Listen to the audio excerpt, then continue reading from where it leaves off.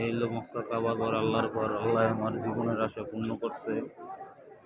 আল্লাহর কাছে প্রার্থনা করছিলাম যে আল্লাহ তুমি আমার জীবনে একবার হইলে তোমার ঘর দেওয়ার সুযোগ করে দিও, তাওয়াত করার সুযোগ করে দিও। আল্লাহ আমার কথা রাখছে।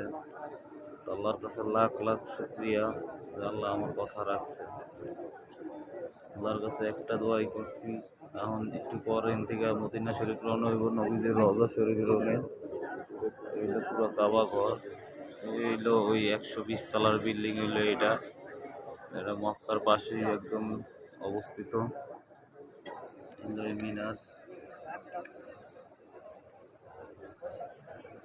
পুরোটাই এই হাজি কইয়া এখানে নামাজ পড়ে, মানে দাওয়াতের শেষে এই জায়গায় নামাজ পড়ে 2 রাকাত নামাজ হচ্ছে। এখন ওয়েট করতেছি ফজরের সালাতের লাগে। ফজরের সালাত শেষ করে পরে করে তারপর চলে যাবো।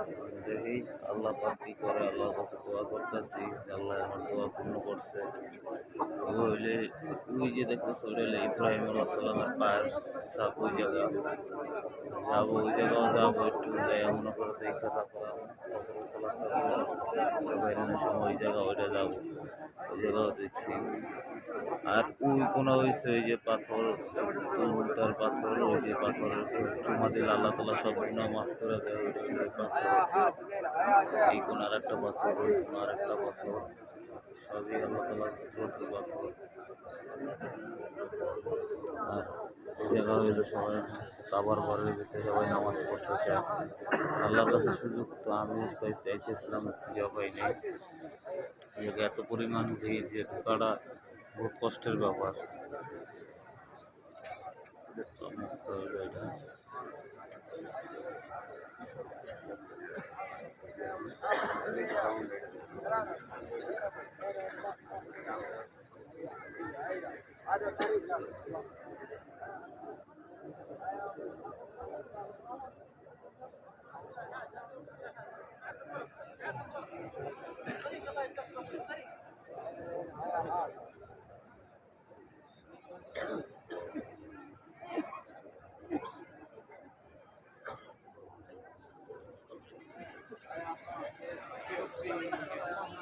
ওই সামনে ওই জায়গায় হলো জমজমের পানি, ওই জায়গায় যে জমজমের পানি খাবো একটু পর সালাদ শেষ করে ফজরে।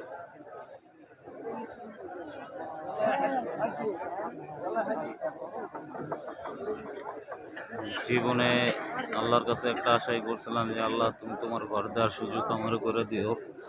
আমি বাংলাদেশে বসে অনেক আশা করছিলাম, সৌদি আসার পর অনেক আশা করছি, তো আল্লাহ আমার সুযোগ করে দিচ্ছে। আল্লাহ আমার দোয়ার কথা রাখছে।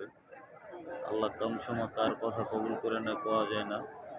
আল্লাহর কাছে দোয়া করে আপনারা সবাই জানি নিয়ত করে রাখেন যে কিছু হইতে পারে। আসসালামু আলাইকুম। তা ভালো থাকেন সবাই। এই আল্লাহর ঘর, আল্লাহর ঘর।